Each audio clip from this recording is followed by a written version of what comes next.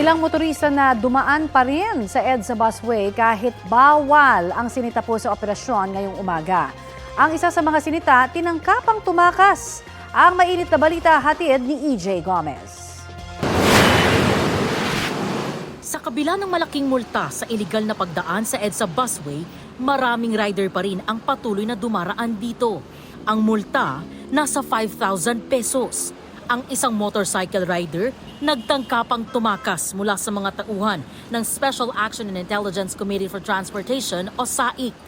Nahabol ang rider ng mga enforcer na nakapwesto sa bandang dulo ng operasyon sa may Mega Q-Mart. Ang iba ay hindi rehistrado ang mga motorsiklo at walang dalang ORCR. Sabi ng ilang nakausap nating rider, napadaan daw sila sa EDSA busway dahil sa pagmamadali sa pagpasok sa kanilang trabaho. Sumilip lang ako, dumaan lang ako konti yung umovertake lang ako. Bumalik din ako agad naman. Late na po, ma'am. Balintawak ako, ma'am, galing. Tapos saan pupunta? Sa Pasig. Ma'am, kasi malilate lang ma'am ako sa trabaho, ma'am. Wala tayong magagawa, ma'am. Bawal talaga eh. Isang kotse rin ang nahuli at natikita ng SAIC. Paalala ng MMDA, bukod sa mga bus, mga sasakyang otorisado lang ng LTFRB ang pwedeng dumaan sa busway, gaya ng emergency vehicles at ilang sasakyan ng gobyerno.